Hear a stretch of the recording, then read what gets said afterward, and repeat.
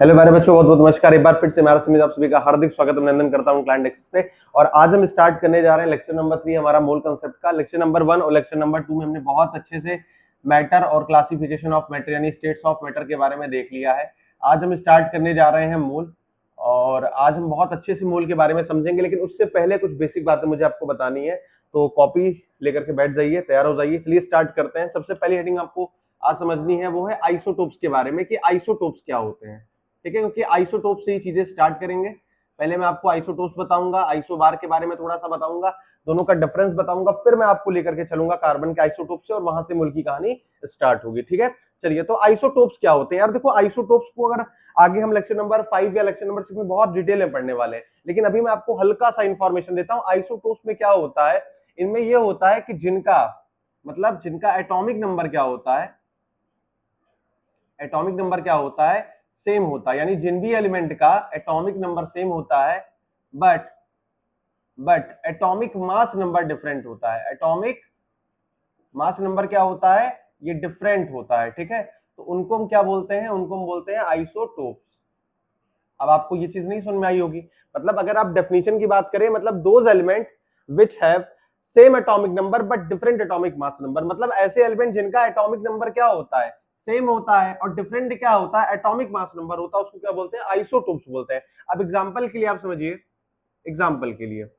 लेकिन एग्जांपल बताने से पहले मैं आपको छोटी सी बात और बता देना चाहता हूं, ताकि आपको ये चीज और ज्यादा क्लैरिफाई हो पाए। ठीक है, देखो, अगर हमें किसी एटम का रिप्रेजेंटेशन करना है, बहुत ध्यान से ये चीज देखिएगा, अगर हमें किसी एटम का रिप्रेजेंटेशन करना है तो हम कैसे करेंगे। तो पहले हम एटम का रिप्रेजेंटेशन समझते हैं कि यार किसी एटम को या किसी एलिमेंट को अगर हमें दिखाना है तो हम दिखाएंगे कैसे। तो मान लीजिए कोई एलिमेंट आपके पास एक्स है। ठीक है, ये कोई एलिमेंट एक्स, अब ये कोई भी एलिमेंट हो सकता है, ये नाइट्रोजन हो सकता है, क्लोरीन हो सकता है, ऑक्सीजन हो सकता है, मैग्नीशियम हो सकता है, फास्फोरस हो सकता है, सल्फर हो सकता है, कुछ भी हो सकता है। ठीक है, तो ये कोई आपका एलिमेंट हो जाएगा, और उसके ऊपर हम यहाँ पर ए लिखते हैं, A for atomic mass number, और यहां पर हम लिखते हैं Z, और Z फॉर एटॉमिक नंबर।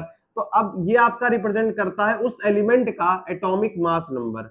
उस एलिमेंट का क्या रिप्रेजेंट करता है, एटॉमिक मास नंबर रिप्रेजेंट करता है। ठीक है, इसको अच्छे से एक बार नोट कर लीजिए कॉपी में।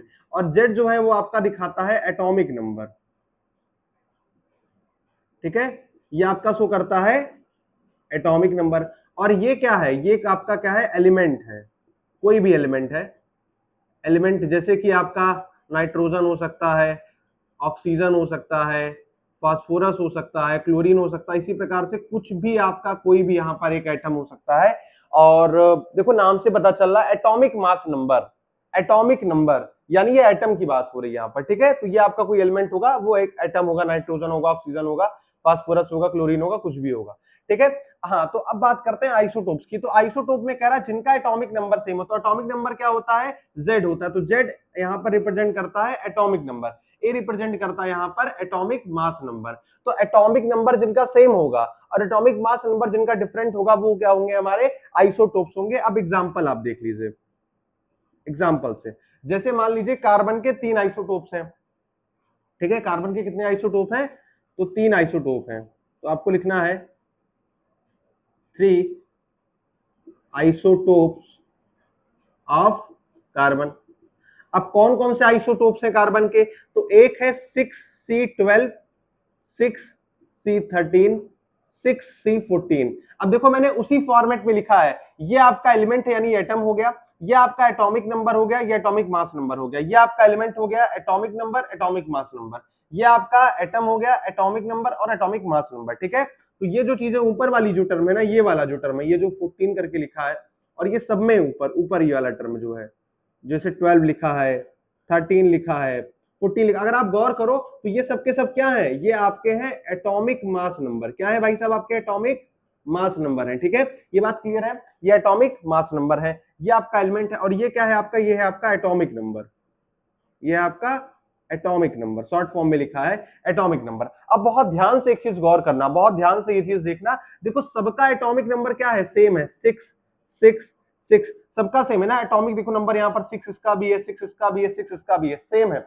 बट एटॉमिक मास नंबर देखो यहाँ पर क्या है, सबका डिफरेंट है। इसका 12 है, इसका 13 है, इसका 14 है। यानी एटॉमिक मास नंबर अगर डिफरेंट है और एटॉमिक नंबर सेम है, तो ये क्या हो जाएगा, आइसोटोप्स हो जाएगा। इसीलिए हमने कहा कि आइसोटोप्स ऑफ कार्बन है, तो ये क्या है, these are isotopes of carbon. क्या है ये, आइसोटोप्स ऑफ कार्बन है, तो ये कार्बन के आइसोटोप्स हैं। ठीक है, और भी एग्जांपल आप चाहो तो ले सकते हो। और कौन सा एग्जांपल मैं आपको इधर देखो लिखा करके इधर दिखा देता हूं, ये देखो यहां पर। ठीक है, अब आइसोटोप्स ऑफ हाइड्रोजन आप देख लो, आइसोटोप्स ऑफ हाइड्रोजन आप देख लो, कौन कौन से आइसोटोप्स होते हैं। तो एक आइसोटोप्स होता है 1H1, फिर दूसरा होता है 1H2, तीसरा होता है 1H3। इसको क्या बोलते हैं, 1H1 को बोलते हैं प्रोटियम। क्या बोलते हैं, प्रोटियम। इसको बोलते हैं ड्यूटीरियम, और इसको बोलते हैं ट्राइटियम। ठीक है, तो ये आपका प्रोटियम हो गया, और 1H2 आपका ड्यूटीरियम हो गया, और 1H3 क्या हो जाएगा आपका, ट्राइटीमियम हो गया। ठीक है, तो ये आपका क्या हो जाएगा, आपका आइसोटोप्स ऑफ हाइड्रोजन हो जाएगा। कैसे पता चला आपको आइसोटोप्स ऑफ हाइड्रोजन है, देखो इसका 1H1 1H2 1H3 ये रिप्रेजेंट करता है कि हाइड्रोजन एलिमेंट, क्योंकि सब में हाइड्रोजन एलिमेंट है। और एटॉमिक नंबर देखो 1 1 1 सबका है, बट एटॉमिक मास नंबर पहले वाले यानी प्रोटियम का कितना है, 1 है, ड्यूटीरियम का कितना है, 2 है, ट्राइटियम का कितना है, 3 है। यानी एटॉमिक मास नंबर सबका डिफरेंट है। देखो ये देखो 1 है, 2 है, 3 है, सबका डिफरेंट है, बट एटॉमिक नंबर सबका क्या है, सेम है। तो इस वजह से ये क्या हो जाएगा, आइसोटोप्स ऑफ हाइड्रोजन हो जाएगा। ठीक है, ये बात क्लियर है, बताओ ये चीज क्लियर है। एग्जांपल हो गया, दूसरा एग्जांपल मैंने दे दिया, एग्जांपल आप और ले लो, अगर आपको और एग्जांपल चाहिए तो आप एग्जांपल और ले लो। ठीक है, ये सबको पता होगा, क्लोरीन का आइसोटोप्स, आइसोटोप्स ऑफ क्लोरीन। अब ये क्या होता है, ये होता है 17Cl35 और 17Cl37 यानी 37। तो 17Cl35 ये रिप्रेजेंट करता है और 17Cl37। अगर आप बहुत ध्यान से दोनों को ऑब्जर्व करोगे तो दोनों का एटॉमिक नंबर सेम है, 17 17 एटॉमिक नंबर सेम है, बट एटॉमिक मास नंबर दोनों का वेरी कर रहा है, इसका 35 है, इसका 37 है। इस वजह से ये क्या हो जाएगा, आइसोटोप्स हो जाएगा। तो आई होप सो कि आपको ये चीज क्लियर हो गई होगी। मैंने बहुत अच्छे तरीके से आपको बता दिया आइसोटोप्स क्या होते हैं, कैसे आइसोटोप जो है यहाँ पर हम पता कर सकते हैं। बस आपको सिंपल सी बात देखनी है, आपको एटॉमिक नंबर देख लेना, अगर एटॉमिक नंबर सेम है सबका और एटॉमिक मास नंबर डिफरेंट है तो वो क्या हो जाएगा, आपका आइसोटोप्स हो जाएगा। इसी का रिवर्स आइसो बार होता है, बट आइसो बार अभी नेक्स्ट वाले हेडिंग में हम पढ़ेंगे। ठीक है, अभी आपको आइसोटोप समझना था तो आपने आइसोटोप आइसो की समझ लिया होगा। ठीक है, अब नेक्स्ट हेडिंग लगाएं। चलिए अब हम स्टार्ट करते हैं आइसो बार के बारे में पढ़ना। अब आइसो बार क्या होता है, आइसोटोप मैंने बता दिया, आइसोटोप मैंने क्या बताया था कि आपका same atomic number but different atomic mass number. अब उसी का रिवर्स फॉर्म आपको कर देना आइसो बार। आइसो बार में क्या होगा, same atomic mass number, same atomic mass number but different atomic number. ठीक है, ये आपका क्या हो जाएगा, आइसो बार हो जाएगा। यानी जिसका एटॉमिक मास नंबर यानी यहां पर ए की बात कर रहा है, और डिफरेंट एटॉमिक नंबर यानी यहां पर जेड की बात कर रहा है। तो जिसका एटॉमिक मास नंबर क्या रहेगा, सेम रहेगा, यानी ए जिसका सेम रहेगा और जेड जिसका डिफरेंट रहेगा उसको क्या बोलेंगे, आइसो बार बोलेंगे। ठीक है, आइसोटोप का क्या है, जस्ट उल्टा है। अब एग्जाम्पल आप ले लीजिए, एग्जाम्पल में आप 18 ये आर्गन का है, यहां पर इसका 40 हो जाएगा, फिर 19 पोटेशियम का ये 40 हो जाएगा, और फिर इसके बाद आता है कैल्शियम। ठीक है, अगर आप यहां पर बहुत ध्यान से देखो तो यहां पर सबका देखो एटॉमिक मास नंबर 40 40 है, सबका है, तीनों का है, आर्गन का, पोटेशियम का और कैल्शियम का, सबका कितना है, 40 है। तो इससे ये बात तो क्लियर हो गई कि यार एटॉमिक मास नंबर सबका सेम है। लेकिन यहां पर देखो एटॉमिक नंबर देखो यहां पर डिफरेंट है, 18 19 20 करके लिखा, यानी यहां पर एटॉमिक मास नंबर क्या है, सबका सेम है, एटॉमिक नंबर क्या है, डिफरेंट है। इस वजह से ये क्या कहलाएगा, ये कहलाएगा आइसो बार। क्या कहलाएगा, आइसो बार कहलाएगा। ठीक है, आई होप सो कि आपको आइसो बार भी क्लियर हो गया होगा। ठीक है, क्लियर हो गया भाई, बताइए ये चीज क्लियर हो गई। चलिए अब मैं आपको छोटी सी बात बताता हूं, एक बार आप इस बात को ध्यान से देखिएगा और समझने की कोशिश करिएगा मैं कहना क्या चाहता हूं। देखो यार, आपको पता है A is equal to P plus N के बराबर होता है। अब आप पूछोगे A क्या होता है, तो A होता है आपका एटॉमिक मास नंबर। क्या होता है, एटॉमिक मास नंबर। ठीक है, और P क्या होता है, ये होता है number of proton, number of proton. N क्या होता है, ये होता है नंबर ऑफ न्यूट्रॉन, न्यूट्रॉन। तो A is equal to P plus N के बराबर होता है। ठीक है सर, और atomic mass number is equal to sum of number of proton plus number of proton. तो आपने बताया क्या, मैंने कहा अगर हमें ये चीज थोड़ा सा क्लैरिफिकेशन के लिए समझना है तो हम कैसे समझेंगे, बहुत ध्यान से देखिएगा ये बात। मैंने कहा A is equal to P plus N के बराबर, यानी अगर आपको किसी भी एलिमेंट का एटॉमिक मास नंबर चाहिए तो उस एलिमेंट के नंबर ऑफ प्रोटॉन और नंबर ऑफ न्यूट्रॉन का सम कर दीजिए, आपको एटॉमिक मास नंबर मिल जाएगा। फिर से रिपीट कर रहा हूं ये बात, अगर किसी भी एलिमेंट का आपको एटॉमिक मास नंबर चाहिए, किसी भी एलिमेंट का आपको एटॉमिक मास नंबर चाहिए, तो आप उस एलिमेंट के नंबर ऑफ प्रोटॉन और नंबर ऑफ न्यूट्रॉन का सम कर दीजिए, आपको एटॉमिक मास नंबर मिल जाएगा। क्लियर है बात, ये बात समझ में आ गई? अच्छा ठीक है सर, चलिए अब आप ये सोचो, खुद से पूछना एक बार कि अगर आपको नंबर ऑफ प्रोटॉन निकालना है तो कैसे निकालोगे, सोचो यहां पर अगर आपको नंबर ऑफ प्रोटॉन निकालना है तो कैसे निकालोगे, तो बस इतनी सी बात याद रखना कि एटॉमिक नंबर, उस एलिमेंट का जो एटॉमिक नंबर होगा वो नंबर ऑफ प्रोटॉन के बराबर होगा, ठीक है, यानी किसके बराबर होगा, Z के बराबर होगा। समझ में आ रही है बात? मैंने कहा अगर आपको एटॉमिक नंबर पता चल जाए तो नंबर ऑफ प्रोटॉन आप निकाल लोगे, भाई एटॉमिक नंबर आपको पता चल जाए तो आपको नंबर ऑफ प्रोटॉन पता चल जाएगा, क्योंकि नंबर ऑफ प्रोटॉन जो होता है वो एटॉमिक नंबर के बराबर होता है, ठीक है, तो एटॉमिक नंबर जो है वो नंबर ऑफ प्रोटॉन के बराबर हो जाएगा। अच्छा, मैंने कहा अगर आपको एटॉमिक मास नंबर निकालना है तो आप नंबर ऑफ प्रोटॉन और नंबर ऑफ न्यूट्रॉन का सम कर दोगे, और अगर आपको नंबर ऑफ प्रोटॉन निकालना है तो आप एटॉमिक नंबर से पता कर लोगे। अच्छा, अगर आपको नंबर ऑफ न्यूट्रॉन निकालना पड़े तो क्या करोगे, तो ऐसे याद रखना, देखो नंबर ऑफ न्यूट्रॉन जो होता है n जो होता है वो हो जाएगा a माइनस पी के बराबर। भाई मैंने क्या किया, इसको यहां लेकर के आया तो ये इधर चला जाएगा, ठीक है, ट्रांसपोज किया बस, a equal to P plus N के है तो यहां पर n किसके बराबर हो जाएगा, a माइनस पी के बराबर हो जाएगा। और अभी मैंने बताया p किसके बराबर है, नंबर ऑफ प्रोटॉन किसके बराबर है, भाई z के बराबर है, जस्ट अभी देखो बताया है, तो n जो है यहां पर क्या हो जाएगा, a माइनस z हो जाएगा, यानी एटॉमिक मास नंबर में से एटॉमिक नंबर सब्ट्रैक्ट कर दीजिए, आपको नंबर ऑफ प्रोटॉन मिल जाएगा। क्या कहा मैंने, नंबर, एक minute just wait, atomic mass number में से अगर आप एटॉमिक नंबर सब्ट्रैक्ट कर दो, ठीक है, शॉर्ट फॉर्म में लिखा है, तो आपको क्या मिल जाएगा, नंबर ऑफ न्यूट्रॉन मिल जाएगा। क्या मिल जाएगा, नंबर ऑफ न्यूट्रॉन मिल जाएगा, ठीक है, क्लियर है बात, आपको नंबर ऑफ न्यूट्रॉन मिल जाएगा। आई होप सो कि आपको ये बात समझ में आ गई होगी, और बहुत आसान है यार, कुछ है भी नहीं इसमें, एटॉमिक मास नंबर में से एटॉमिक नंबर आप सब्ट्रैक्ट कर दोगे तो आपको क्या मिल जाएगा, नंबर ऑफ न्यूट्रॉन मिल जाएगा। अच्छा, अगर आपको लग रहा होगा कि यार हम कैसे निकाल पाएंगे ये चीज, हमें नहीं पता, तो आप ऐसे करो, एग्जांपल मैं आपको दे रहा हूं, देखो जैसे आप कोई भी एग्जांपल ले लो, आप ऑक्सीजन का ले लो, मान लो जहां पर ऑक्सीजन का कितना होता है, ये होता है, ये इसका एटॉमिक मास नंबर है, ये इसका क्या है, एटॉमिक नंबर है। अब मैंने आपसे पूछा, चलो अब ये मैंने आपको एक दे दिया है, ठीक है, क्वेश्चन मैं आपको दे रहा हूं, आप मुझे बताओ इसमें एटॉमिक नंबर कितना है। अगर मैंने आपसे पहला सवाल पूछा कि इसमें एटॉमिक नंबर कितना है, तो आप क्या बताओगे, बताओ, एटॉमिक नंबर पूछा तो आप क्या बताओगे, तो आप बोलोगे एटॉमिक नंबर इसका कितना है, 8 है। मैंने कहा अगर एटॉमिक मास नंबर पूछ लिया जाए तो,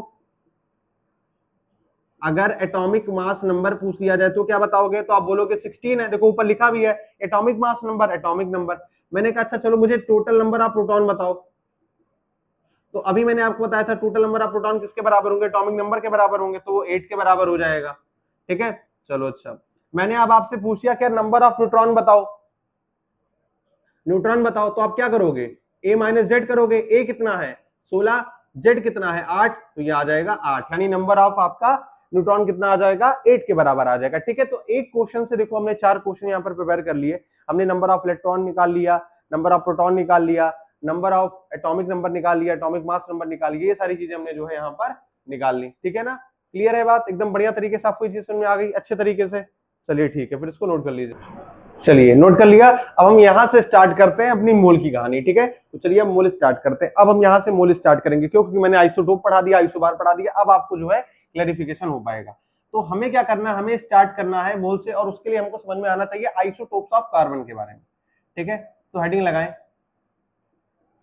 आइसोटोप्स ऑफ कार्बन, ठीक है। अब कार्बन के कितने आइसोटोप्स हैं आपको ये पता होना चाहिए, तो कार्बन के भैया 3 आइसोटोप्स होते हैं। पहला आइसोटोप है 6C12, 6C13 और 6C14, ठीक है, तो हमने ये वाला सेलेक्ट किया है,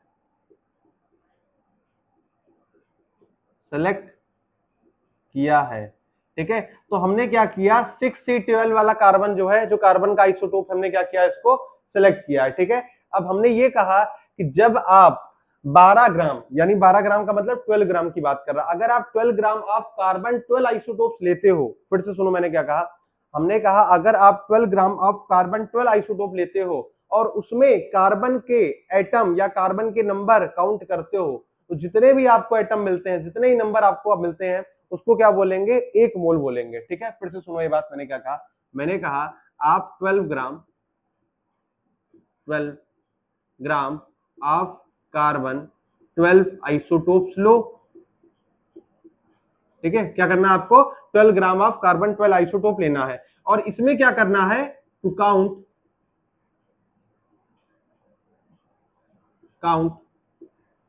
नंबर ऑफ कार्बन एटम। ठीक है, मैंने कहा आप 12 ग्राम कार्बन 12 आइसोटोप का लीजिए, कार्बन 12 आइसोटोप का 12 ग्राम लीजिए और उसमें कार्बन के नंबर काउंट करिए, टोटल काउंट नंबर करिए किसके, कार्बन के एटम के। तो जितने नंबर भी निकल करके आएंगे आपको, वो क्या हो जाएगा, एक मोल के बराबर हो जाएगा। ठीक है, तो जब आप 12 ग्राम ऑफ कार्बन 12 आइसोटोप लेते हो और इसमें नंबर काउंट करते हो, तो ये नंबर जानते हो कितने के बराबर आता है, ये नंबर आता है बराबर के 6.022 इंटू 10 की पावर 23 नंबर के बराबर आता है। यानी ये चीज आपको समझ में आ रही होगी मैं कहना क्या चाह रहा हूं। 12 ग्राम कार्बन 12 आइसोटोप आपने लिया, उसमें कार्बन के एटम काउंट करना शुरू किए, जब काउंट करते करते करते करते आप लास्ट तक पहुंचे, तो आपने ये देखा कि उसमें 6.022 इंटू 10 की power 23 number of carbon atom आए, और इसी नंबर को क्या हम बोलने लगे, इस नंबर को हम एक मोल बोलने लगे। इसी नंबर को क्या बोलने लगे हम, इसी नंबर को हम एक मोल बोलने लगे। अच्छा, एक बात और सुनिएगा, ये जो 6.022 इंटू 10 की power 23 number of carbon atom आए, चाहे आप इनको कार्बन एटम बोल लीजिए, चाहे आप इनको पार्टिकल्स बोल लीजिए, तो कोई बहुत विशेष अंतर है नहीं, दोनों में सेम है, चाहे आप नंबर ऑफ कार्बन एटम बोल ले और चाहे आप इनको क्या बोले, पार्टिकल्स बोल ले, और इन्हीं को हम क्या बोलते हैं, 1 मोल के बराबर बोलते हैं। अच्छा, जिसने ये सब चीजें की थी वो एवोगैड्रोस भाई थे, इसलिए इसको हमने क्या कहा, एवोगैड्रोस नंबर कहा, एवोगैड्रोस नंबर कहा। और रिप्रेजेंटेशन हम इसका Na से करते हैं। ठीक है, Na दिखा करके हम रिप्रेजेंट करते हैं कि ये 1 मोल के बराबर है। ठीक है, तो बहुत इंपॉर्टेंट चीजें थी ये, एक बार फटाफट से कॉपी में नोट कर लीजिए ताकि आपको ये बात समझ में आ सके कि यार एक मोल का नंबर आया कहां से। ठीक है, मैं फिर से एक बार बता देता हूं ताकि आपको बहुत ज्यादा क्लैरिफिकेशन मिल सके यार कि आया कहां से। ठीक है, कई बार ये होता है ना कि आया कहां से, तो कुछ नहीं करना था आपको, आइसोटोप्स ऑफ कार्बन लेने थे, 3 आइसोटोप्स आपके पास आए थे, आपने एक आइसोटोप चूज किया 6C12, और उसको सेलेक्ट करने के बाद आपने कहा अगर हम इस वाले आइसोटोप का, किस वाले आइसोटोप का, 6C12 वाले आइसोटोप का 12 ग्राम ले लें। 12 ग्राम लेने के बाद हम उसमें कार्बन के एटम जब काउंट करेंगे, तो वो जो कार्बन के एटम काउंट करने के बाद जो आंसर आपको मिला, वो मिला 6.022 इंटू 10 की power 23 number of carbon atom. आपने कहा इस नंबर को, ये जो नंबर आपको मिला है, इस नंबर को आप क्या बोलोगे, 1 मोल बोलोगे, और इस नंबर को हमने 1 मोल बोला और इसको हमने नाम दिया एवोगैड्रोस नंबर, और Na से रिप्रेजेंट हमने इसको करना स्टार्ट कर दिया, रिप्रेजेंट करना यहाँ पर हमने स्टार्ट कर दिया। ठीक है,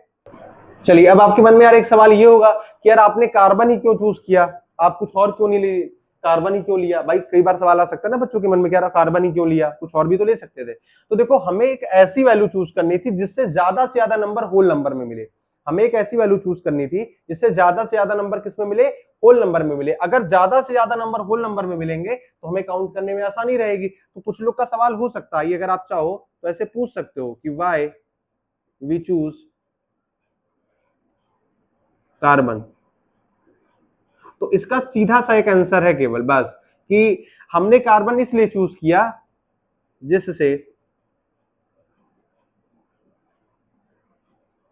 ज्यादा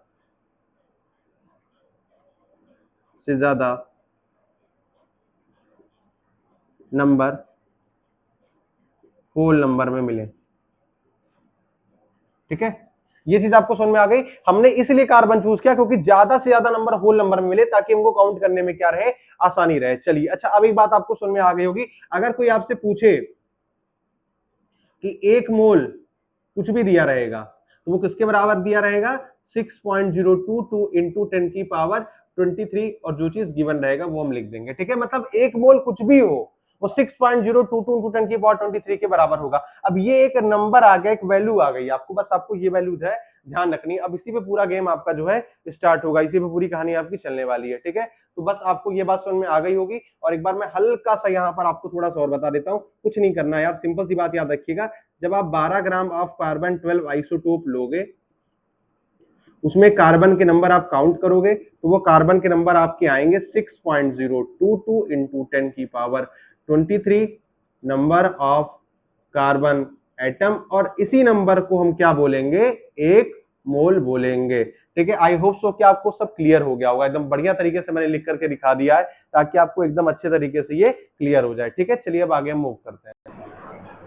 चलिए अब एग्जांपल से समझते हैं जो है, अगर मान लीजिए ऐसा लिखा रहे कि 1 मोल ऑक्सीजन एटम, ठीक है, लिखा रहे अगर 1 मोल ऑक्सीजन एटम, तो इसका क्या मतलब आप निकालेंगे, इसका मतलब यार यहां पर ये है कि 6.022 इंटू 10 की power 23 number of oxygen atom. मैंने अभी आपको जस्ट बताया भी था कि भाई कुछ भी अगर दिया रहेगा और वो 1 मोल के बराबर दिया है, माने 1 मोल ऑक्सीजन एटम दिया है तो इतने नंबर ऑफ ऑक्सीजन एटम। अगर मान लीजिए वो देता है 1 मोल, अब ऑक्सीजन एटम ना देकर के वो कह रहा है O2 मॉलिक्यूल यानी ऑक्सीजन मॉलिक्यूल, तो आप क्या लिखेंगे 6.022 इंटू 10 की power 23 number of O2 molecule. अच्छा, यहां तक तो ठीक है। अगर ये दे दे 1 मोल Cl2 मॉलिक्यूल, तो क्या लिखोगे, तो भी आप सेम डाटा लिखोगे, बस नंबर ऑफ Cl2 मॉलिक्यूल हो जाएंगे क्योंकि क्लोरीन के मॉलिक्यूल है ना। अच्छा देखो यहां तक तो कोई दिक्कत नहीं, यहां तक तो आप इजीली कर लोगे। समस्या कहां पर है, समस्या ये कि देखो यहां पर मेंशन कर रहा है कि ऑक्सीजन एटम है, ऑक्सीजन मॉलिक्यूल है, क्लोरीन मॉलिक्यूल है। अगर मेंशन ही ना करे तो आप सोचोगे अरे यार क्या बात कर रहे हो। मैंने कहा अगर मेंशन ही ना करे, जैसे मान लो अगर आपको ये दे रहे 1 मोल ऑक्सीजन, अब बताओ, अब आप इस ऑक्सीजन को एटम मानोगे या मॉलिक्यूल मानोगे, सोच करके बताओ, एक बार सोचो फिर मैं आपको रिप्लाई करूं। एक बार जल्दी से सोच करके बताओ कि अगर कुछ लिखा ही ना रहे, यहां पर बगल में कुछ लिखा ही नहीं, ना एटम लिखा है ना मॉलिक्यूल लिखा है, तो आप क्या मानोगे, बताओ, एटम मानोगे या मॉलिक्यूल मानोगे। तो ऐसे कंडीशन में आपको क्या करना है, बहुत ध्यान से सुनना, ऐसे कंडीशन में आपको क्या करना है, यहां पर बता रहा हूं, ऑलवेज, ठीक है, इन सच अ कंडीशन, अगर ऐसी कंडीशन है तो always consider natural form of element. अब हमें लगता है कि आपको ये चीज समझ में आ गई होगी, अगर नहीं आई तो अभी समझ में आ जाएगी। देखो मैंने क्या कहा, मैंने कहा आप हमेशा कंसीडर करो नेचुरल फॉर्म ऑफ एलिमेंट, यानी ये प्राकृतिक रूप से किस फॉर्म में दिखता है। अब ऑक्सीजन आपको मॉलिक्यूल के फॉर्म में एग्जिस्ट करता हुआ दिखाई देगा, सबको पता है कि ऑक्सीजन मॉलिक्यूल के फॉर्म में एग्जिस्ट करता है, एटम के फॉर्म में एग्जिस्ट नहीं करता है। तो 1 मोल ऑक्सीजन का मतलब हो जाएगा यहां पर 6.022 इंटू 10 की power 23 number of O2 molecule. ठीक है, एकदम अच्छे से क्लियर हो गया। मैंने क्या कहा, मैंने सिंपल सी बात बताई आपको, बस इतना सा कहा है कि जब ये मेंशन नहीं करेगा कि एटम है या मॉलिक्यूल है, तो आपको हमेशा इसका नेचुरल फॉर्म ऑफ वाला एलिमेंट जो है आपको लेकर के चलना पड़ेगा। ठीक है, अगर पीछे सफिक्स नहीं लिखा है तो आपको हमेशा क्या कंसीडर करना पड़ेगा, नेचुरल फॉर्म ऑफ एलिमेंट, जिस फॉर्म में वो क्या करता है, नेचर में एग्जिस्ट करता है। किस फॉर्म में एग्जिस्ट करता है वो, जिस फॉर्म में वो नेचर में एग्जिस्ट करता है। अगर एटम के फॉर्म में एग्जिस्ट करता है तो एटम, मॉलिक्यूल के फॉर्म में एग्जिस्ट करता है तो मॉलिक्यूल। ऐसे एग्जांपल और एक और लीजिए, अगर 1 मोल ऑफ फास्फोरस कह दे तो बताओ फास्फोरस किस फॉर्म में एग्जिस्ट करता है, पता है किसी को, तो आप बोलोगे 6.022 इंटू 10 की power 23 number of P4 molecule, क्योंकि फास्फोरस जो है वो आपका नेचर में P4 के फॉर्म में एग्जिस्ट करता है। अगर यहीं पर आपसे पूछ ले 1 मोल ऑफ सल्फर पूछ ले, बताओ सल्फर का क्या बताओगे, तो आपको पता है 6.022 सेम यही डाटा इंटू 10 की power 23 number of S8 molecule, क्योंकि सल्फर जो है वो S8 के फॉर्म में एग्जिस्ट करता है। ठीक है, ये बात क्लियर हो गई। बस जरा सा देख करके बताओ कि आपको ये चीज क्लियर है, क्योंकि सल्फर जो है किस फॉर्म में एग्जिस्ट करता है, वो S8 के फॉर्म में एग्जिस्ट करता है, और फास्फोरस किस फॉर्म में एग्जिस्ट करता है, P4 के फॉर्म में एग्जिस्ट करता है। ठीक है, तो इससे कंक्लूजन ये निकल के आया कि अगर आपको मेंशन नहीं करेगा तो आपको सिंपल एक लाइन याद रखनी है, 6.022 इंटू 10 की power 23 natural form of element. ठीक है, उस एलिमेंट का आपको नेचुरल फॉर्म लेकर के चलना है, और 6.022 इंटू 10 की पावर 23 तो रहेगा क्योंकि 1 मोल का नंबर है। ठीक है, आई होप सो कि आपको बहुत अच्छे से ये चीज क्लैरिफाई हो गई होगी। चलिए अच्छा, अब एक बात और आप ध्यान से देखिए, यहां पर अगर आप एक चीज नोट करेंगे, देखो एक मोल जो होता है वो आपका 6.022 इंटू 10⁻23 के बराबर होता है। और हम ये बोलते हैं ये किसके बराबर है, ये Na नंबर के बराबर है, अभी मैंने आपको बताया था। ठीक है, एक मोल जो है वो Na नंबर के बराबर होता है या फिर इस नंबर के बराबर होता है। मैंने कहा हाफ मोल किसके बराबर होगा, हाफ मोल यहां पर Na/2 नंबर के बराबर होगा। 100 मोल किसके बराबर होगा, 100 Na नंबर के बराबर होगा। ठीक है, ये बात समझ में आ रही है आपको, बढ़िया तरीके से एकदम क्लियर हो रहा है कि एक मोल किसके बराबर है, हाफ मोल किसके बराबर है, और 100 मोल है तो 100 मोल किसके बराबर होगा। अब मैं आपको एक फॉर्मूला बताने वाला हूं, number of mole in term of number of particle. क्या बताने वाला हूं, नंबर ऑफ मोल का formula, number of mole in term of number of particle, यानी नंबर ऑफ पार्टिकल के टर्म में नंबर ऑफ मोल का क्या फॉर्मूला होने वाला है। तो number of mole is equal to, number of particle के टर्म में फॉर्मूला होता है गिवन नंबर, यानी जो नंबर आपको गिवन है, divided by Avogadro's number, Avogadro's number. यानी ऊपर गिवन नंबर को किससे रिप्रेजेंट करेंगे, इससे रिप्रेजेंट करेंगे, ये गिवन नंबर है, और एवोगैड्रो नंबर किससे रिप्रेजेंट करते हैं, इससे करते हैं। तो आपका नंबर ऑफ मोल का फॉर्मूला आ जाएगा given number divide by Avogadro's number. अच्छा, ये जो एवोगैड्रोस नंबर होता है ये किसके बराबर होता है, तो मैंने बताया आपको ये 6.022 इंटू 10⁻23 के बराबर होता है। ठीक है, तो गिवन नंबर डिवाइडेड बाई इतना, ये आपका क्या हो जाएगा, नंबर ऑफ मोल का formula in term of number of particle के टर्म में। ठीक है, ठीक है, चलो अब ये चीज क्लियर है। अब बहुत ध्यान से देखना, आपको एक क्वेश्चन मैंने दिया है, इस क्वेश्चन का आपका जो है आंसर बताना है, इसका सोल्यूशन करना है। तो आपको देखो दे रहा है 3.011 into 10⁻23 molecule of CO2 gas present in a container, how many mole of CO2 gas in a container. तो पूछ रहा है कितने मोल ऑफ CO2 गैस होंगे कंटेनर में। तो आपसे क्या पूछ रहा है, number of mole of CO2 gas. अब इसका फॉर्मूला क्या होता है, गिवन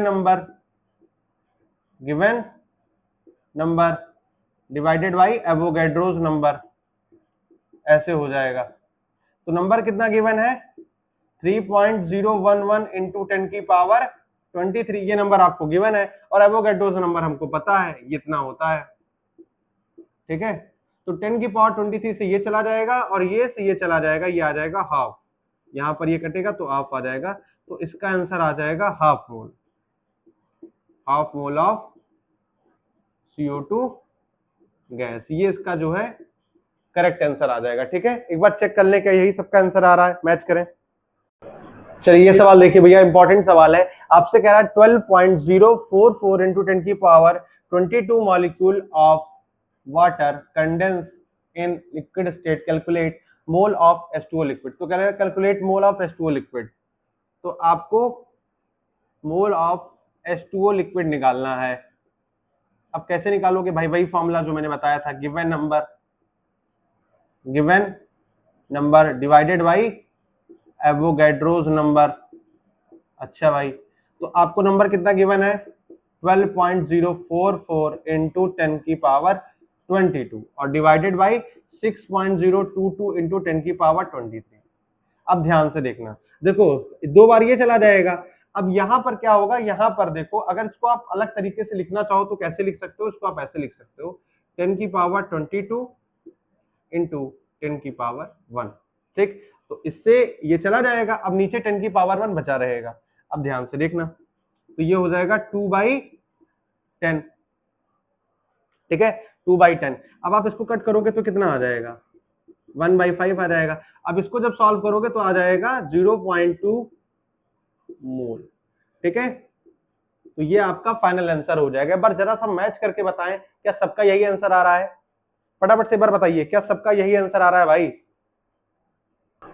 चलिए अब एक लास्ट कंसेप्ट मुझे आपको बताना है, बस छोटा सा लास्ट कंसेप्ट है, उसके बाद ये लेक्चर आपका जो है वाइंड अप हो जाएगा, कंप्लीट हो जाएगा। ठीक है, लास्ट कंसेप्ट बहुत ध्यान से देखिएगा। चलिए, तो एक इंपॉर्टेंट पॉइंट आप नोट करके लिखिएगा, क्योंकि नोट वाला पॉइंट है, ये इंपॉर्टेंट पॉइंट है, इसलिए बहुत ध्यान से अच्छे से समझ के देख के लिखिएगा। अगर मान लीजिए आपको नंबर गिवन है, नंबर क्या है आपको गिवन है, ठीक है। मैंने फॉर्मूला बताया था ना, number of mole equal to given number upon Avogadro number. मान लीजिए अगर आपको नंबर गिवन है और मोल बनाना है, ठीक है, तो कैसे बनाओगे? अगर आपको नंबर गिवन है तो मोल बनाना है, तो कैसे बनाओगे? तो आपको एक प्रोसेस करना पड़ता है, वो होता है given number divided by Avogadro's number. अब इसका मतलब यह है कि अगर आपको नंबर गिवन है, जो भी नंबर आपको गिवन है, अगर आप उसको गिवन नंबर को, उस गिवन नंबर को बात बता रहा हूं यहां पर, अगर आप 6.022 इंटू 10 की पावर 23 से डिवाइड कर दो तो आपको क्या मिल जाएगा? यहां से आपको मोल मिल जाएगा, ठीक है। तो बस एक लास्ट कंसेप्ट था, मुझे आपको बताना था, और यहीं पर लेक्चर आपका कंप्लीट होता। आई होप सो कि आपको लेक्चर अच्छा लगा होगा, समझ में आया होगा। एक बार मैं हल्का सा आपको समराइज करवा देता हूँ आज हमने क्या पढ़ा। आज हमने मोल निकाला सीखा, number of electron, number of proton, number of neutron, basic basic बातें देख ली, आइसोटोप्स, आइसोबार के बारे में समझ लिया, मोल कहां से आता है ये समझ लिया, और अगर मान लीजिए सफिक्स या प्रीफिक्स में कुछ भी ऐसा कंसेप्ट जो मैंने आपको बताया था ना कि नेचुरल फॉर्म ऑफ एलिमेंट वाला, वो भी आपने देख लिया होगा। तो चलिए, आपको लेक्चर अच्छा लगा होगा, इसको रिवीजन करते रहिएगा, क्वेश्चन की प्रैक्टिस करती रहिएगा, ठीक है। मिलते हैं फिर नेक्स्ट लेक्चर में।